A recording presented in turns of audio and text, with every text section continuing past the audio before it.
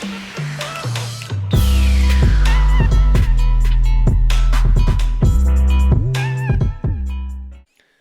going on, Libra? Welcome to your weekly forecast for the week of August 9th through the 15th of 2021. Truly appreciate you for being here. I hope you're doing outstanding. Let's take a look at the horoscope for you. Big week, faded week, especially for you. So let's look at it. We're going to, coming off a new moon in your 11th house, definitely looking at all sides of everything, trying to come to some sort of really smart conclusion about what you want to connect to in society, what you want to connect to within other people, and how you can see the interconnectedness of all things, especially with Mercury coming into your 12th house and getting close to meeting with Mars. We're going to see squares to the nodes from Mars and Mercury. That's a big deal because, especially with this energy in your 12th house, we're dealing with faith. We're dealing with unbound energy with Mars there and trying to find a creative outlet for energy, a creative outlet for understanding. With Mercury coming into your 12th, things aren't as linear. Like, things are much more abstract and out there, and thoughts can be coming through quick, but in an unorganized, non-linear way that you have to kind of put together. And this square point, especially trying to go towards the north node in your 9th house, it does come back to faith, but it comes back to like big faith, like really looking at the big picture, really connecting all the dots.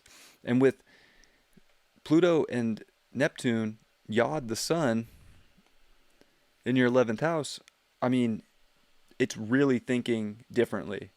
So it's this big picture, big faith. It's almost like an extremely karmic cycle, especially for you, of how you can really expand what you have believed your whole life, maybe, or what you thought the world should look like, or what you thought everything that you've ever, it's feel like you're just getting this whole just crazy like drop from the universe about what's real and what's not real. And there can be illusion to that. Venus, your ruling planet, is going to oppose Neptune. So, I mean, there can be some serious rose-colored glasses on with Venus in the 12th house, dealing with people, dealing with your own values and wants and needs, and I think how you can bring them into real life.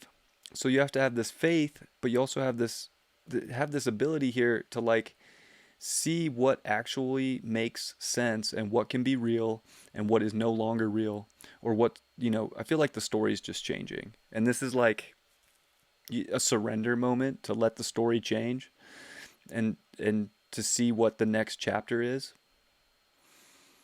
without just being like, no, reality's fine. Is it really fine? Is it really the reality that you want to be a part of that brings you happiness and joy and excitement? Good questions. Your ruling planet Venus is also going to quincunx Jupiter and trine Pluto, and Pluto's in your 4th house. So I think you're getting to this like very deep emotional bottom line about things that are changing, about where things can go and where the real beauty lies. But you have to like be willing to explore those deeper meanings within yourself.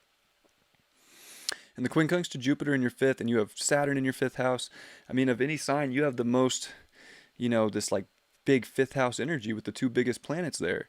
So, I mean, you have to be responsible for your happiness. And I think you have to, be a little cold with Saturn there in Aquarius and like not just connect to anything or not just go into any reality that isn't giving you that happiness and joy that you're looking for. And especially with the quincunx to Jupiter, like if you want the just amazing, heartfelt things in life, you have to kind of surrender to what isn't of that in life. Whether it's people, lovers, definitely does deal with love, but ultimately like the happiness and your capacity to create and the actualization of what you can create. And we're going to see the first core square of the sun and moon in your 2nd and 11th house. So there's a big time like look at the emotional value of what society is doing and if it really does vibe with you on a deeper level, if it's the best, if you're doing the best right now, or if you're closing out what isn't of the best so that you can have the best. And there's quincunxes all over the place. Chiron to Mars is just everywhere you look. There's a quincunx. It blows my mind. It's one of the most fated weeks I've ever seen, and you're going to have probably the most faith and trust in love and happiness and joy so that you can open up a whole new storybook to the magic that that can bring. But I think a lot of it is like staying in an old cycle for you is going to feel very, very strange and not real. So you have to like make things real right now by doing what lights you up from the heart. Five of Wands reversed. Yeah, you want to get out of conflict this week. So it's getting out of conflict by doing what makes you happy, by having to learn how to set some boundaries, by having faith, and by actually doing the things that make you happy and like drawing the line. If things aren't bringing you the happiness anymore and they're just a conflict, okay, old story. Time to go into the new expanse of what I can create without the conflict that I don't want to be a part of any longer. I love you very much, Libra. I'll catch you next time. Peace.